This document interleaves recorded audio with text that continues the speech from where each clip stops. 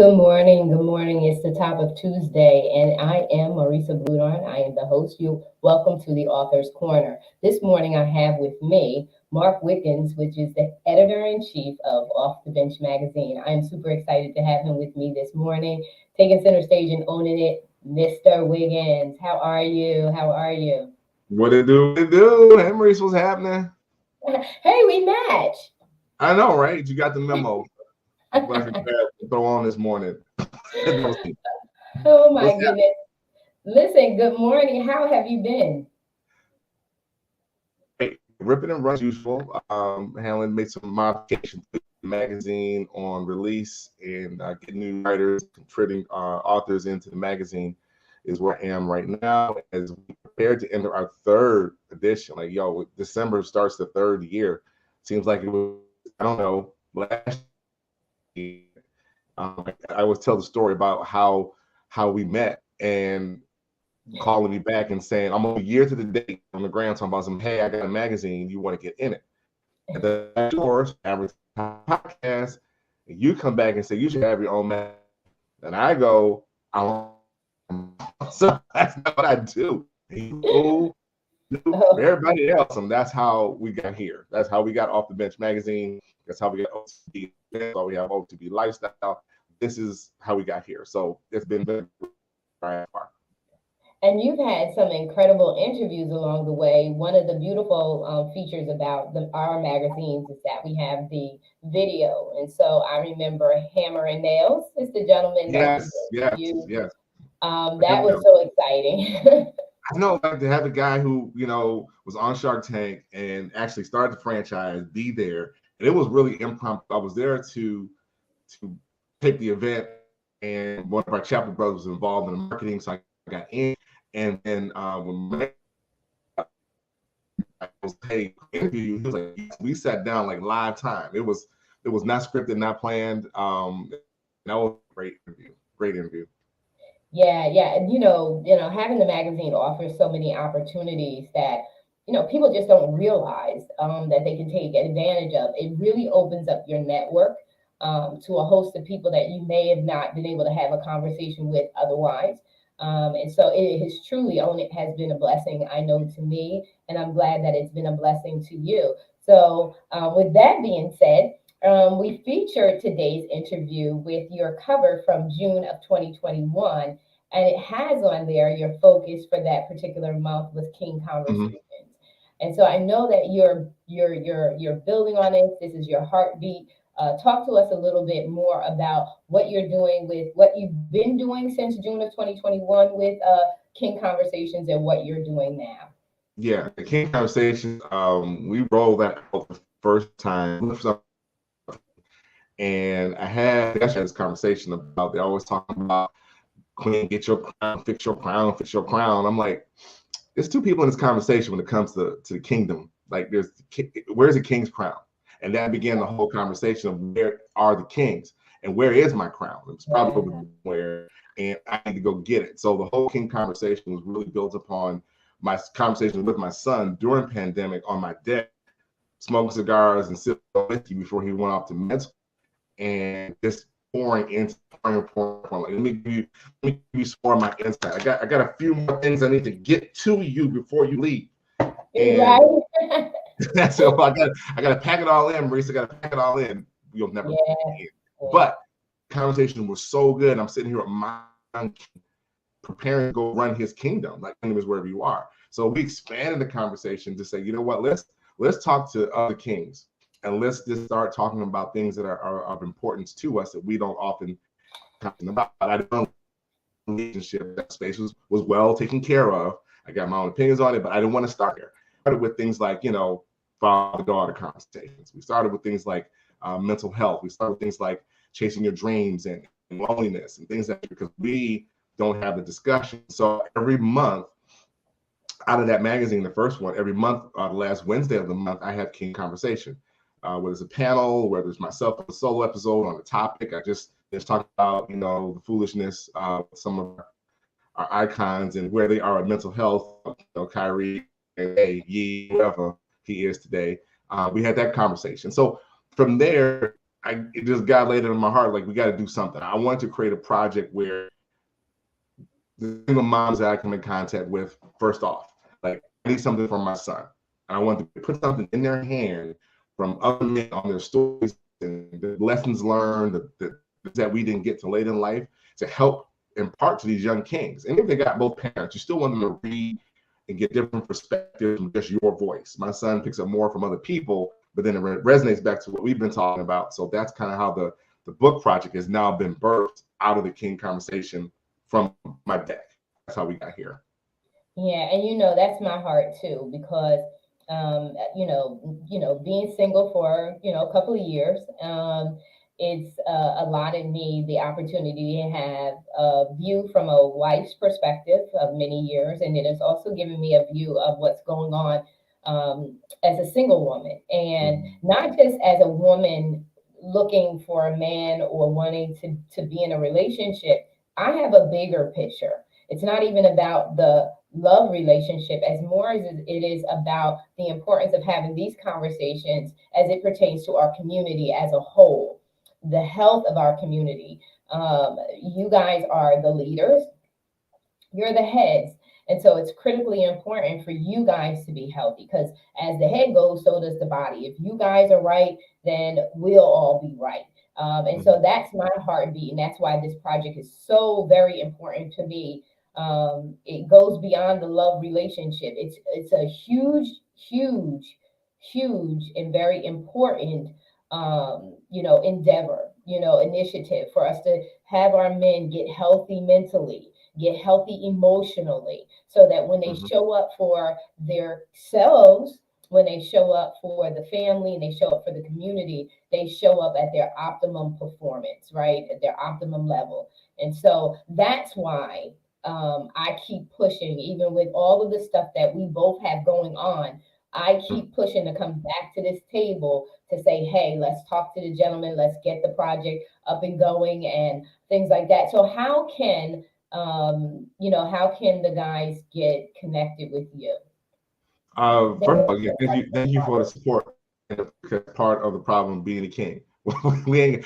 Sometimes we don't have the support. You know what I'm saying? We don't have team that's saying go, we got, or we'll for you while we're taking care of everything else. And oftentimes we, as kings, put ourselves not last, we after last, and that's not good either. So the one things where you can help for those out there interested in getting your message out, we're looking for and you don't have to be a writer or speaker. I just need some line, some important, like theory, philosophy, share to help away whatever topic. Right. Just send me an email. Send an email to Extreme Effort, in the, but send it to me, and we want to put that. We want to take your brush. Really, after story of my dad, in my book Permission to Succeed, we talk about building this deck and the foundation of building a deck, and how, like on that story, my dad taught me some basic life principles about laying a solid foundation, about taking time early to make sure that it's right, because half inch off down low is almost a football. It's done depending on the angles. That's basic geometry, right? So right. that transfers over to this daily living and doing the fundamentals. Anyway, that's the King Conversation book. And anybody has that type of story or wants to share and touch lives, we need that information in this book. It's a free project for the men coming to the book. It doesn't cost a thing. No barrier to entry. We need your articles. We need your information. Yeah, and we need to promote it so that the right people are reading it. Our young people, and even older men need to hear it. I have conversations all the time. I work with both men and women, and in talking with the gentlemen, you often hear they didn't know, and so these we can say that we want to talk to the young generation, but we also want to talk to peer to peer for accountability purposes. Because the kids are watching us. I always say, whether you want to be a leader or not, you are a leader. You're a leader of yourself first, and then you're a leader of those who are watching you from afar. Like, so you're maybe not be in a formal space of leadership or under a title of leadership, but folks are watching you. They're watching how you are handling things. They're watching your behavior. They're watching your conversation, the words that you say, and the actions and behaviors you proceed with. And so, as a result of that, they are following you and they're mimicking what you're doing. So, you want to make sure that you're doing the right thing. You know what I mean? Absolutely. And I think You're one doing of the the right. things that as we as kings have to remember, be reminded of is that you're a king wherever you go. I'm reminded of having these conversations before I dubbed them king conversations with my young black male employees. And I work in a space that's high profile. I'm over at, I'm at CIA headquarters. I run a gift shop at CIA headquarters. And in my store where everybody comes, like the last stop on the train. And literally on any given day, the president can walk into the store and has. The director has walked in. She has, Wow. whoever's in top can walk in, and you sitting here looking like trash. And you trying to get ahead. You reflect the mirror your presence about being there. And there's one guy I was just really, really hard on him. He would come in, thought he was fat. He came in one day with a he had a white t-shirt on and some jeans, whatever. I pulled him. I said, please tell me you spent $120 on that white t-shirt. If not, go grab it off the rack because you don't know who comes in the door. Let me tell you who walked in the door that afternoon. One of the cast from This Is Us hit the corner, walked in, and I looked at him and was like, this is what I'm trying to tell you, right? So it's those moments you teach, not just dress. No, you're teaching about opportunity because the conversation really was about your next steps and how people see and perceive you when they're not even watching. I'm getting calls about so-and-so. Hey, they put an application in. What do you think about them? I said, your opportunity. You don't even know what happened to you. So those are all, there are plenty of men who have these opportunities. People who coach sports, like you, gatekeep. Coaches are the gatekeep. And we have those kids as oftentimes more than their parents do on a daily basis in both impactful times, right? Trying to learn skills. We have them under our directive, and you're pouring into them for years. Those make good authors as well. You got stories. Deacons from the church, anybody who works in the community, if you're around people and you're about helping people advance, then this is a story of men in a book for you to get into. And you're right, Marissa. I don't want it just for the kids. Of course, all right, everybody younger than us, but there are some 30s and mid 30s and 40s. They still off here too. Still off a little bit. We gotta get all together. So a little later. You talk about 30s and 40s. How about taking up 50s and 60s? I think we're in a crisis mode. I think that a lot of folks are in identity crisis. We talk about mental health. Mental health coming out of the pandemic, during the pandemic, was very, very high. It brought a lot of awareness as to people having to do the introspective work. So when you are out and about, you're always around people, you don't have to focus on yourself. But when that was shut down and we had to stay in our homes and stay in our own spaces, we had to do that introspective work, whether we liked it or not, because we had to see ourselves. Absolutely. And so there's an identity crisis. Men don't know their roles. They don't know their responsibilities because they have not been trained. It says, train up a child in the way he should go. When he's old, he will not depart from it. But if they're not being trained and developed, and adults are living their best life, so to speak, all the time, then our young people and the people around us, our kids, they're not learning how to discipline and prepare themselves for life. So you talked about the gentleman with the t-shirt. And it's all about being ready, right? You got to be ready. You never know when the opportunity is going to present itself, and you won't be able to seize the moment if you are not ready. And you got to, like, I'm dressed, right? If you see me, I'm dressed. I could just have a shirt on, but that's not it. If I go out, people always say, well, Marissa, you're always, yeah, because I never know when opportunity is going to present itself. And it just takes that one opportunity that can make a life-changing difference, right? And so we want to teach our people to, our men to seize the moment, in every area of their life so that they can feel fulfilled, right? Because we all, men and women, want to feel proud, right? You want to feel proud. You don't want to feel, you don't want somebody to come and tell you you should have had a suit on and you should have had your shirt on and you don't want that, because if someone has to correct you with correction, even when it's good correction, even when it's said with the most honey and love, it's still painful because it tells you that you've been less than, you didn't show up at your best, right? Absolutely. And then you talked about opportunities. You know, one of my catchphrases is opportunities do not go away. They go to the person who's most prepared. And that's part of what we need to be doing, because we have been through a whole lot. In the mental health side of things, recognizing, hey, A, support, hey, I'm lonely, hey, you know, I been able to identify these issues and emotions, not issues, emotions is huge. Be able to just say that, you know, when someone, I just out, just answering those last week, last month, about answering the doggone question, are you doing? Are you okay? And the answer, no, you're not. Say something, you know, learn one, ask a question, two, ask me, are you okay? It's very hard. I'm not okay. And people are, what's wrong? I said, I'm not feeling it today. More about my mom, worry about some kids, or da da da da.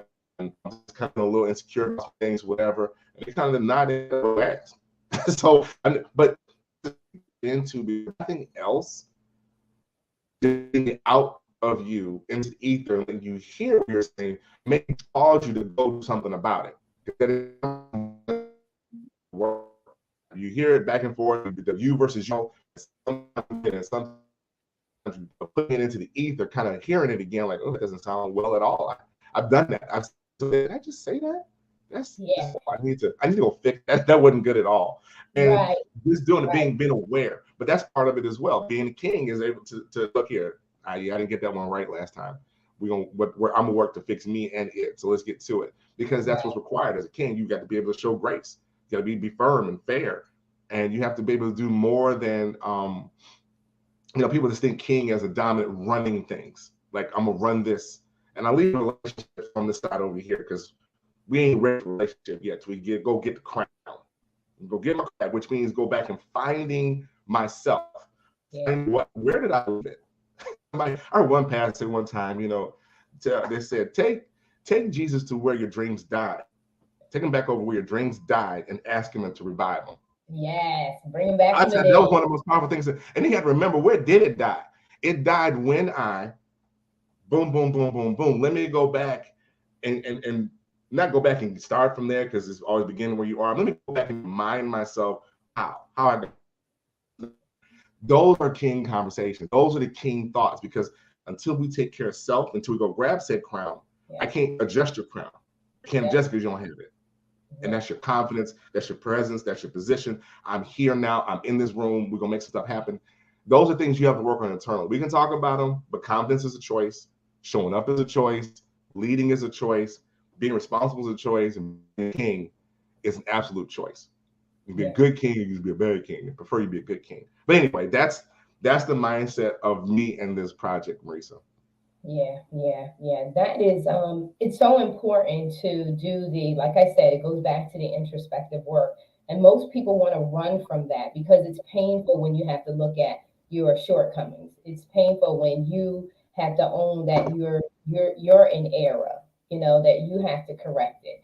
But the biggest thing I know for me, and I know I'm a female, but I believe that it could be for either gender, is to just be humble. Don't think that you've arrived, you know, and it's okay to apologize. We hear over and over again, don't apologize, it makes you look weak. No, you apologize because it is the right thing to do. And you're not weak when you apologize, you're actually strong because you are owning your error. You're owning the fact that someone else has feelings. Whoever you wronged deserves that apology. And you free them, right? So you build your character by apologizing. And by apologizing, you build someone else back up. You help them to be repaired by what you've done to them. And so I've always believed that I'm going to apologize all the time. You see me always say, my apologies. And every time I write that, every time I write my apologies, I am always reminded of how many say, don't apologize. And in my defiance to always care about others and have respect for others, I still apologize. And if you want to ever take that as a sign of weakness with me, I say, come, You always looking come, for the fight. Marissa, you come always on, looking for the fight. bring it. You always looking for the fight. We have to have a servant leader's heart, right? We are here to serve. The greatest shall serve. Mhm. So to whom much is given, much is required. So as leaders, I believe that if men set the example of a servant leader's heart that really cares for the people that they're responsible for, that God has called them to serve and to be among, then they'll feel better. Like when you care about people, I know you just feel it's such a different when you have compassion and Mhm. empathy. It's such Mhm. an easier space to be in than to be a tyrant, to be rough, and to it's such a different space to be in because you see people respond to love, and that's love. Love is patient, it's kind, it's not puffed up, it's not envious, it's not jealous. It's patient in all things, it's long suffering. That's what love is. It builds up, it believes all things are possible. It encourages, it strengthens, it does not tear down and rip apart. It Mhm. really builds up. And when I see men operating in compassion like that in a servant's heart, it's a beautiful thing to behold. Mhm. It's a beautiful thing to behold. Yeah, there's a certain energy that King of they possess those qualities. They don't have Hmm. to say much, not much at all. Um, you walk into the room at 6 and just all this chocolate don't be here. It doesn't take long. People know that I'm in the room, and they're always wondering what I'm going to say next. They expect something, and I had to get over it. But I don't want to. I'm playing the back wall. I don't want. I don't want to lead this particular. I don't have something to say. Over time, especially to get, oh, I'm here now. You can pass me the microphone. Oh, I got plenty to say. And since you're I know expecting, that's the truth. since you're expecting it, let me now give it to you. But in Right. giving it, make sure you have something to say though. Don't just be saying crazy stuff. Have something to add to the conversation. Don't Yeah. just be opening your mouth for no good reason. But it means a lot when you walk in and you are confident in you and confident in what you have to do while you're there or not do, or even sometimes what they said, real power is knowing when to use it and when not to use it. And In sometimes Jesus. you walk in that room and you don't say a word and you let people work. You do their thing.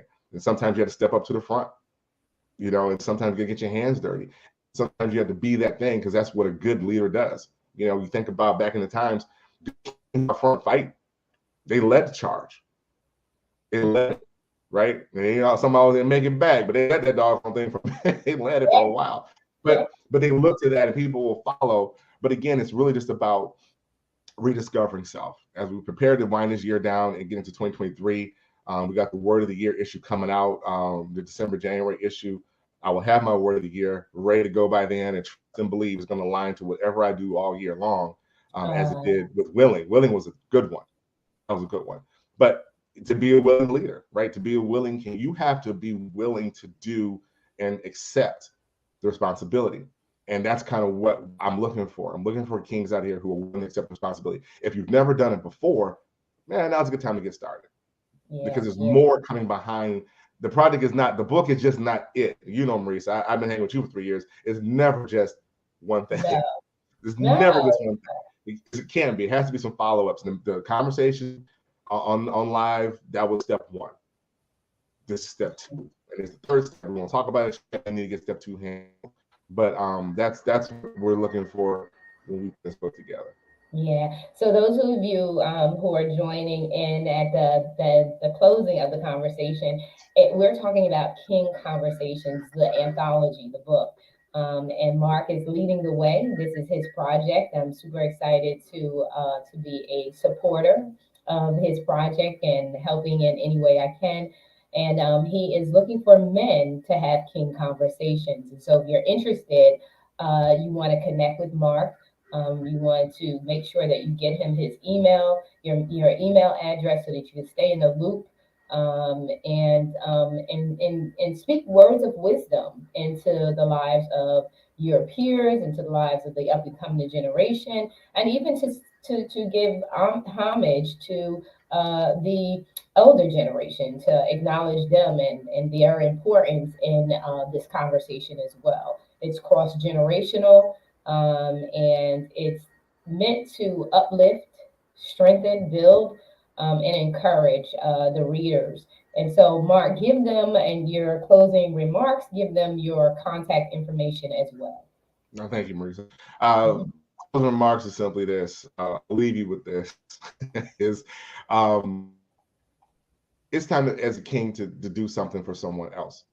It's time to work on legacy. It's time to look at the future. You see what's happening around us. You see the absence of strong Black male leaders. You see it. You see what happens when we don't show up. You leave our young children to be reared by technology, TV, culture, and they ain't doing such a strong job. I don't know about you, but I don't want to leave my legacy open to interpretation to other people. I want to make sure that I'm defining my legacy as I go. This part of it, truly trying to resonate your message out and leave something that you can be proud of to hand your kids and say, this is what daddy's been talking about. Read this, these other men who are saying some good stuff. You take this book with you, write along the Bible, and go where you need to go, and you can get where you need to get. So be a part of the project. Again, it doesn't cost a thing. A lot of these book projects out here are worthy. I'm involved with one. I know it. I got it. But this one is a heart project. It's not about the revenue for me. It's about the message. It's about reach. So it's free. Get in, email me, tag me on the Facebooks, come up there, hit me on my inbox, or email me at extremeeffortradio@gmail.com. We'll start the conversation. We have some writers coming on deck. And because man's time is a long thing, you have good support, things will keep moving. So we're not stopping. We keep not give up. I'm off the bench with this one, Marissa. So thank you so much for the opportunity and come on platform and to share the message and support and our coaching conversations over the years, even to get to this point. Yes, yes, it's awesome, awesome. Yeah. And listen, book projects take time, especially when they're collaborative works, you have multiple parts working at the same time.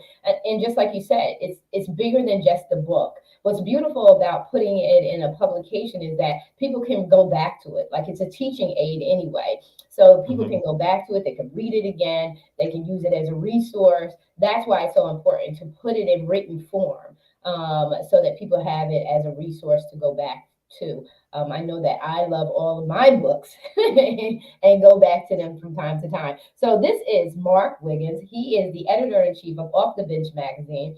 He is heading up a anthology project. It's called King Conversation. It's all about the men and words of wisdom, inspiring across generations and even aspiring up. And so get in touch with Mark. You see his name. You can follow him on social media. You can see him. He's on Instagram. He's on, you're on TikTok too, right? Yeah, I'm there. I'm on TikTok. He's here. He's on Facebook. You can find him. All you got to do, honestly, is put Mark's name in Google, and you will find Mark. You will find him and get connected. It's called King Conversations, and like Mark said, this is a passion. This is an initiative of legacy work. It's free to participate in, and just connect to him. If you feel like you have words of wisdom to give the young people, to words of affirmation to give to them, please connect to Mark and make it happen. Ladies and gentlemen, this has been the Author's Corner. We have been so excited to share with you this Tuesday morning. Get excited. You see, I am bursting with energy, and I have not been asleep all night. Working on that, our own Own It anthology, which I'm super excited. Within the next hour, I think I should be able to release it to everyone with a final thread through. We are out. We love you, ladies and gentlemen. Have an amazing week. We are still at the top of the week. So whatever you want to have happen, it's in your power to turn things around for yourself and finish strong. Take center stage and own it. This has been the Author's Corner. Thank you, Mark. You're welcome. Thanks, Marissa. Talk to you later.